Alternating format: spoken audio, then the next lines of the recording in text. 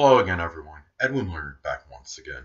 In this YouTube astrological segment, I am going to be giving you my Taurus March 2019 horoscope forecast part 2 of 2. And yes, this does apply and pertain to the Sun, Moon, and Ascendant. Anyway, well, first thing up is Mars will be in Taurus. The first house is what's going to be emphasized and highlighted at this time. Well, for Taurus, you might have a lot of abundance and surfeit of energy, very likely latent energy, since we're talking about Taurus energy. You might exude a little bit more sensuality, more so on a first impression, more sexuality, but with a lot of sensual energy as well.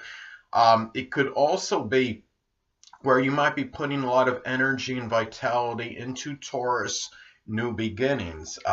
Such as it could be doing work as a stockbroker, something that requires endurance, such as working out vigorously, and it ties in with the physical body as well. We're talking about the first house. Could be doing some work as a pawnbroker, starting anything that could be Taurus related, something with finance, agriculture, architecture, could be something with cultivating, gardening. And also too, this might be a time where a situation, perhaps with maybe someone from your early childhood, may be more contentious and acrimonious than usual, and you're more, there's a little bit more easy provocation at this time, but it could actually be over. Well, actually what it is that you might be a little, show some more outbursts of anger at this time. It could be over sustained provocation, since we are talking about Taurus energy. And also too, there's a little greater propensity for as far as a possible surgery goes at this time.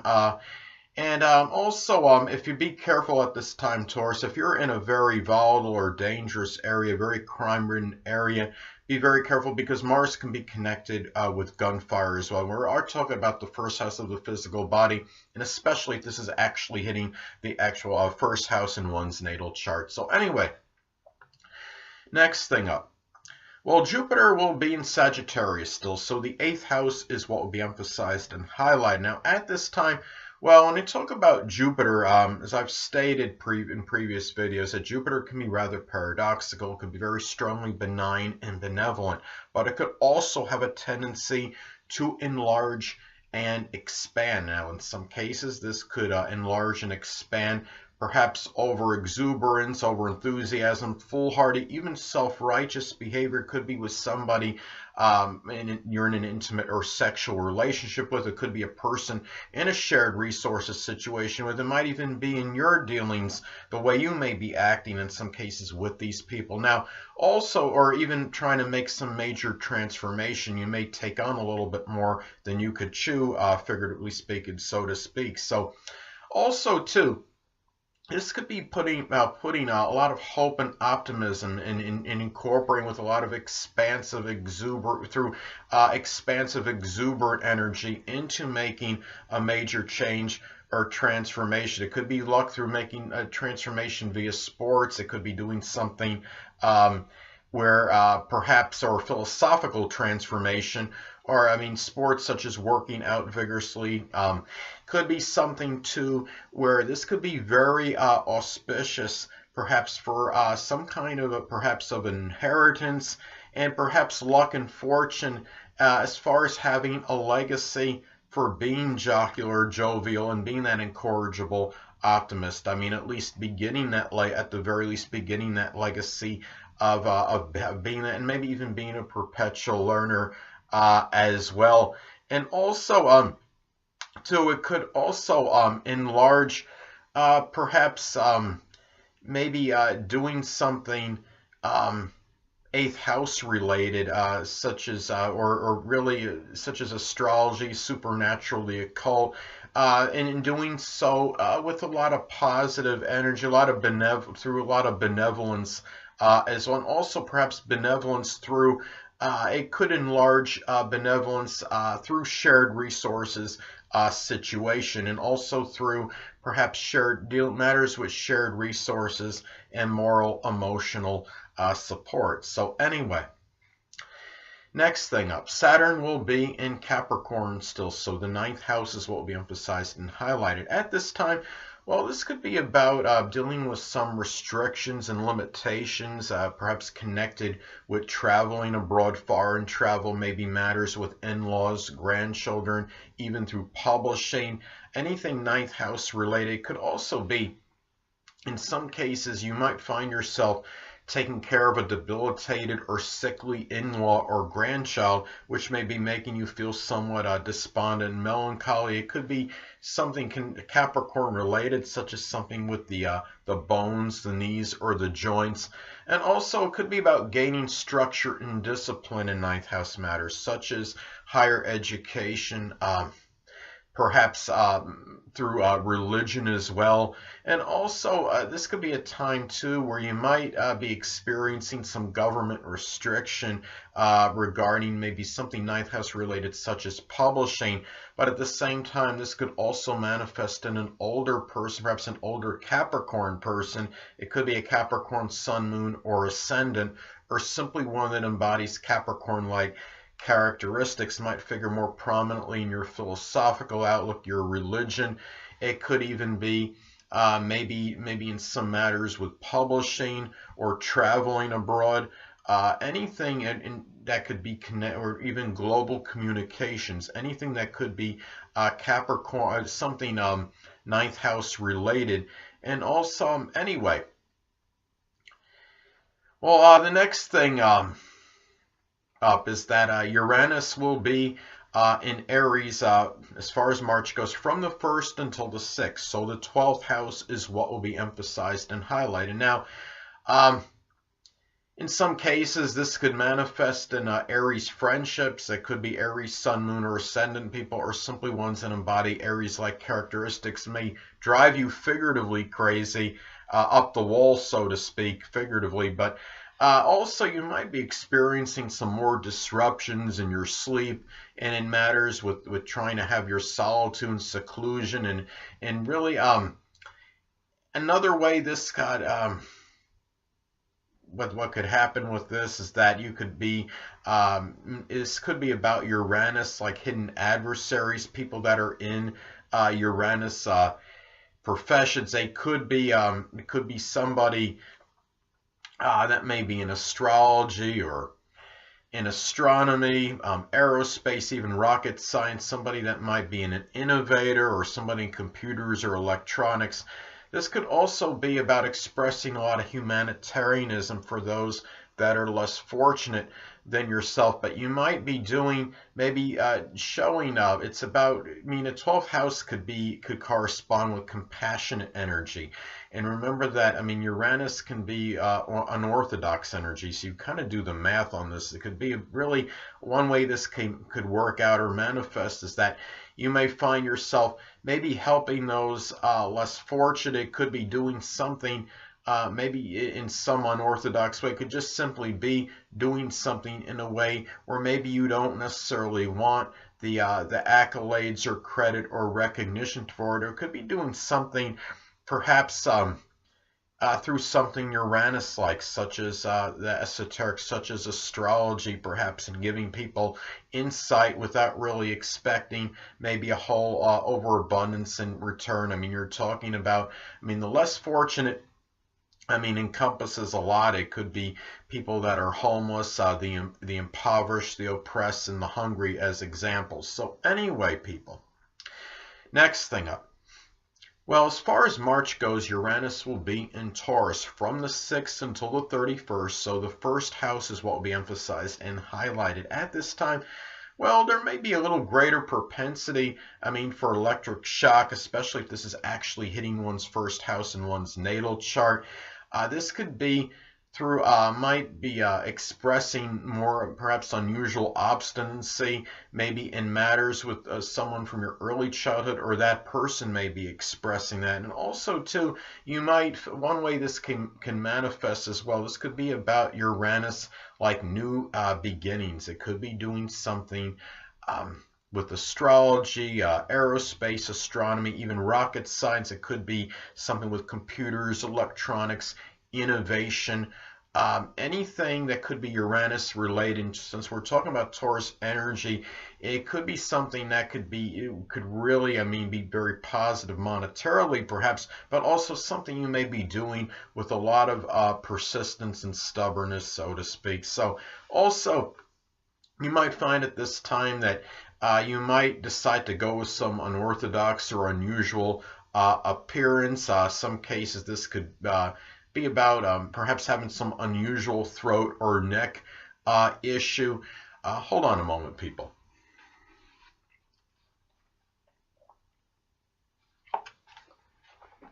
Sorry about that, I'm back. Anyway, well, and another thing too is that this could be also about issues with the physical body that could be Uranus related. I would say something perhaps with the ankles, the shins, or the calves, perhaps, or it could just be some kind of unusual, maybe physical issue that may take place at this time. And a lot of this, of course, could be dependent and predicated on the aspects this makes in your chart. I mean, if this is making, say if it's making some kind of, I would say, well, if it's making an inconjunct, say, to your 6th house cusp, that could be something where that can increase the propensity for something like this to take place. So anyway, and also too, you might come across a little bit more eccentric, more so on a first impression at this time. So anyway, next thing up. Neptune will still be in Pisces, so the 11th house is what will be emphasized and highlighted. At this time, well, one way this may manifest, this could be about the dissipation or dissolving, perhaps, of friendships at this time, acquaintances. People may, they may seem like they're just inexplicably disappearing, especially perhaps friends, acquaintances at this time, maybe people that you may have known in some group, club, or organization. It could be some people on social media.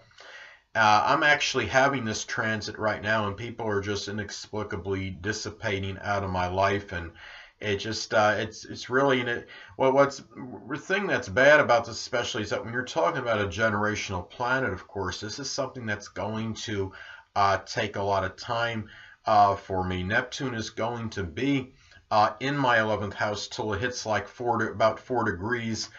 Aries, so it's going to be in there for a little bit. So anybody that's going through this right now is going to be, they're going to mean, just be prepared. You're going to be dealing with things like this likely for a very protracted period, especially if this is just hit. If it's in the early stages, of course, in that house.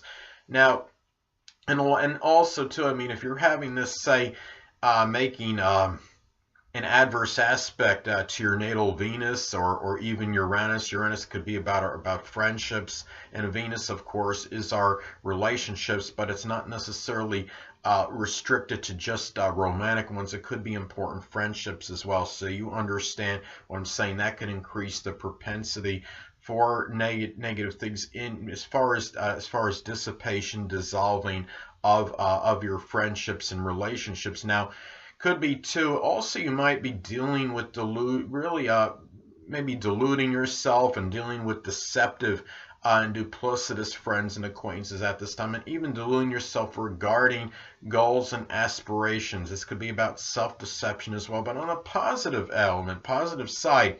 Another way this may manifest is that you may find yourself pursuing something Neptune related as a goal or aspiration. It could be something connected with the metaphysical, which could include astrology, could be spirituality, poetry, dancing, photography, chemistry, anything that could be Neptune related, doing something connected with illusion, such as doing work as a magician. You could be doing something connected, maybe pharmaceutical aspiration or goal, anything Neptune related. And also guard against false prophets or mediums, really trying to direct you in terms of telling you your future is such and such, or it's going to be great, and just be very careful at this time. Your future at this time might seem a little bit more nebulous and unclear than usual. And as I stated before, I'm having this transit right now, and my future has seemed like that for a very prolonged period. And I'm sure a lot of it had to do with the onset of this transit taking place when Neptune hit my 11th house. And it's been something that's been going on for some time as well. And remember, the 11th house can also be about stepchildren, so if applicable, if you do have any, they may seem a little bit perhaps a little bit nebulous and unclear at this time. And also there's always a chance that they may succumb to some kind of drug or alcohol use, so it's just something to be careful about at this point in time, because of course Neptune is connected with drugs and alcohol. Last but not least, Pluto will still be in Capricorn, so the 9th house is what will be emphasized and highlighted at this time. Well, I know a lot of you don't want me to say the dreaded D word, but you know I'm going to anyway. One way this may manifest, this could be about an actual or literal death of an in-law of a grandchild at this time. This could be about doing some kind of covert government work in which you're traveling abroad, because of course Capricorn can be associated with the government, and Pluto is about secrecy, so that's where the covert comes into the equation. Now also too, this could also increase the chance of a death through long distance travel, so just be careful as far as terrorism goes. I mean, there's always that chance for that, and be exceptionally careful, I would say, at this time, Taurus, as far as where you're traveling at this point, as far as long distance traveling. Also, you might find yourself making some major change or transformation as far as religion or a philosophical outlook at this time, but also guard against possible indoctrination, and maybe whether it's somebody trying to indoctrinate you, or in some cases the other way around as well. And also too, it might be a time where you may become interested in doing something Pluto related as far as higher education goes. It could be something with insurance, the occult, which it could be or supernatural, astrology even, a death profession such as something I'm studying to be a coroner, or maybe something working as a funeral director.